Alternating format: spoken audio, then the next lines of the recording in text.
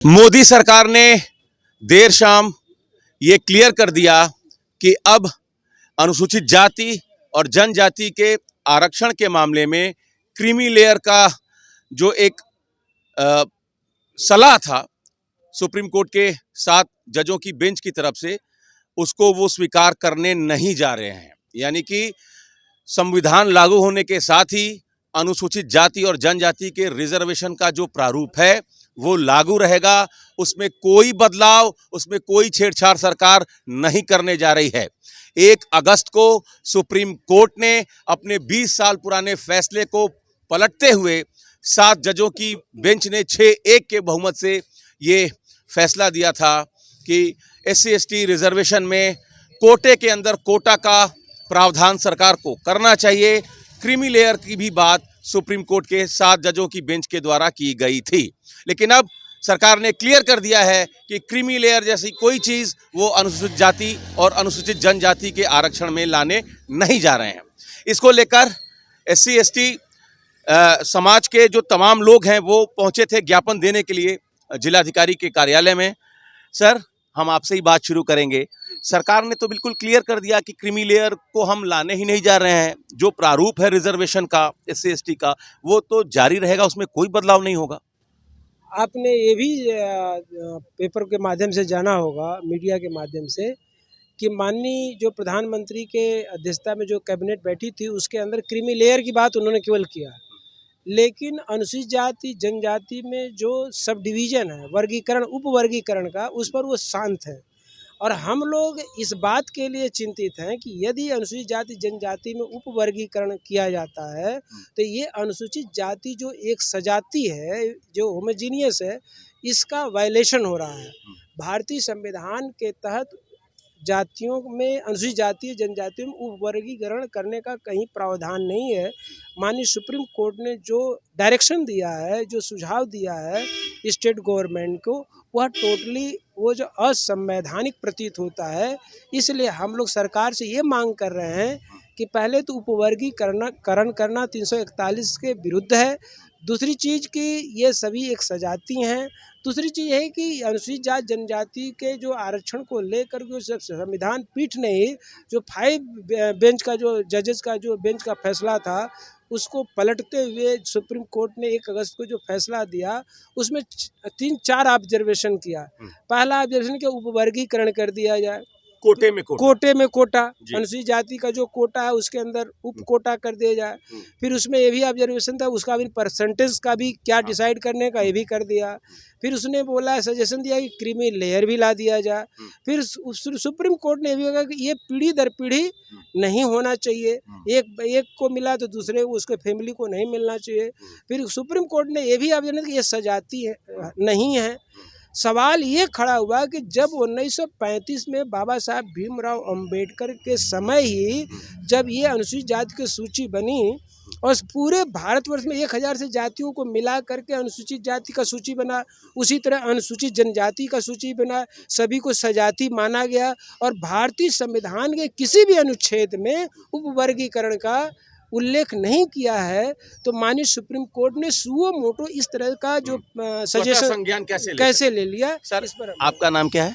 मेरा नाम धम्ममित्र विजय कुमार राव। आप भी सुप्रीम कोर्ट के जो 7 जजों की बेंच ने जो फैसला दिया उसके खिलाफ हैं? जी जी सर, लेकिन एक जो सवाल है, जैसे सुप्रीम कोर्ट ने ये कहा, लंबी सुनवाई हुई कि कुछ ही जातियों को इसका लाभ मिल रहा है, जो उनका अपना तर्क है। तो अनुसूचित जाति में ही, जैसे भाई साहब ने बताया कि 1000 से ज़्यादा जातियां हैं और सिर्फ 3-4 जातियों को इसका ज़्यादा लाभ मिल रहा है। तो कोटे में कोटा की बात अगर सुप्रीम कोर्ट कर रहा है तो उसमें गलत क्या है फिर? अगर सबको लाभ नहीं मिल रहा सर, तो एक तो जो ये तो न्याय की अवधारणा के भी खिलाफ, सबको मिलना चाहिए उसका तो लाभ, वो नहीं मिल पा रहा है। तो इसको लेकर अगर सुप्रीम कोर्ट कोई ऑब्जर्वेशन या कोई डायरेक्शन देता है, इसमें क्या गलत है? ये बिल्कुल ही गलत है। इसलिए गलत है कि आप ऐसा ऑब्जर्वेशन अपने घर में कर सकते हैं।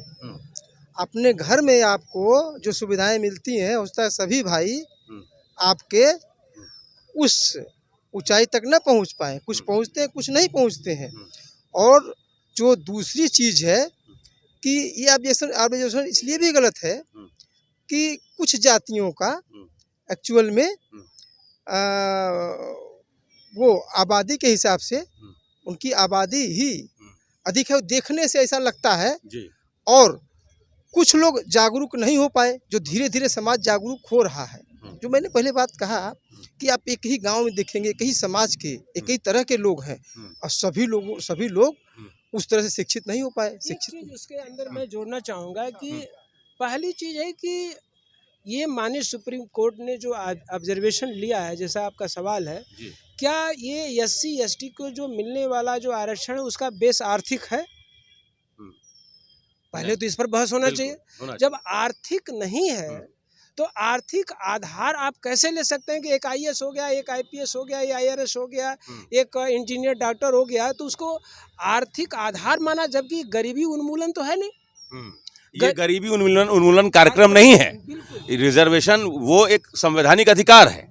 लेकिन आप जरा इधर आ जाइएगा, बात आप करेंगे ना, आप आ जाइए। ये जो एक जो जनरल कंसेप्ट है कि उदाहरण स्वरूप लोग पूछ रहे हैं समाज, जैसे चिराग पासवान जी हैं।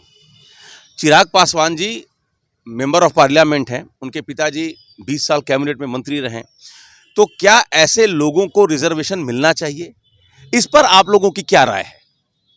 ये भारतीय संविधान में किसी भी अनुच्छेद में 341 और 342 का उल्लंघन नहीं है। तो हम लोगों का ये डिमांड है कि सब वर्गीकरण नहीं होना चाहिए और क्रीमी लेयर भी नहीं होना चाहिए सर। अच्छा, एक चीज और क्रीमी मैं लेयर भी कहना नहीं होना चाहूँगा चाहिए। जी कि क्या चिराग पासवान जी उदाहरण लोग देते हैं। नहीं, चिराग पासवान का सामाजिक स्थान कहाँ है? उनका मतलब कि कैबिनेट मिनिस्टर आज भी सर मैं रोक रहा हूँ। जब वो पटना पहुँचते हैं तो जितने बड़े लोग हैं, वो बड़े लोगों का कहने, जब मैं कह रहा हूँ बड़े लोग हैं, उसमें आर्थिक आधार भी है, सामाजिक आधार भी है, शैक्षणिक आधार भी है। चिराग जी पढ़े लिखे युवा नेता हैं। मैं एक एग्जाम्पल के तौर पर उनकी बात कर रहा हूँ। तो उनका सम्मान करने तो तमाम लोग पहुँच जाते हैं। उनको वो सब कुछ मिला, वो चीज़ बाकियों में क्यों नहीं आ पाया? इसलिए वर्गीकरण की बात हो रही है। इसको आप कैसे देखते हैं? मैं ये खाली आपके चैनल के माध्यम से ये कहना चाहता हूँ कि चिराग पासवान जी को क्या काशी विश्वनाथ मंदिर का पंडा बनाया जा सकता है? अगर उनका आर्थिक स्तर ऊंचा हो गया है तो क्या उनको काशी विश्वनाथ का पंडा बनाया जा सकता है? दूसरा चीज, क्या उन्हें जो राम मंदिर जो हमारा अयोध्या में बना है, क्या वहाँ पर उनको एज ए पुजारी नामित किया जा सकता? सामाजिक स्तर अगर आप मानते हैं ऊंचा हो गया है तो जितने भी भारत के सम्मान के जो पद होते हैं, धार्मिक पद और धार्मिक जो वर्ण व्यवस्था है, क्या वो ब्राह्मण हो गए? हम कहते हैं कि हम ब्राह्मण बनना चाहते हैं, रिजर्वेशन खत्म कर दीजिए, कोई आपत्ति नहीं है। जो सामाजिक विभेद जातियों को समाप्त करिए, जो जातियों को शिकार है आज भी प्रत्यक्ष रूप से अप्रत्यक्ष रूप से जाति का आदमी शिकार होता है। बहुत सारे आप लोग तो न्यूज चैनल के आदमी हैं, बहुत जी आ जाइए। बाबू संपूर्णानंद यूनिवर्सिटी का अनावरण करने के लिए आए थे, तो मूर्ति को गंगा जल से धोया गया। क्या वो गरीब थे? बाबू जगजीवन राम जी वो गरीब तो नहीं थे ना। तब क्रीमी लेयर कहाँ से आ गया वहाँ? ये जो है जो सुविधाएं मिल रही है, ये आर्थिक नहीं बल्कि सामाजिक विषमता के आधार पर दिया गया है।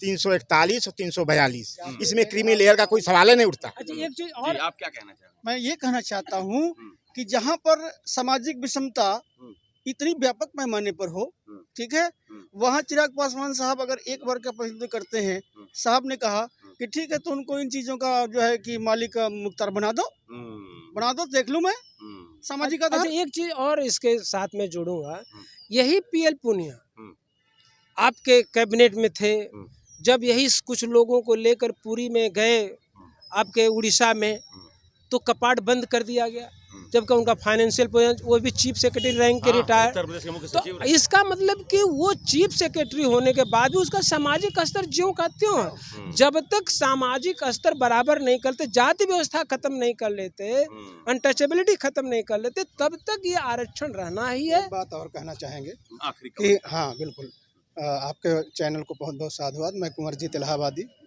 प्रदेश महामंत्री उत्तर प्रदेश शिक्षक महासभा।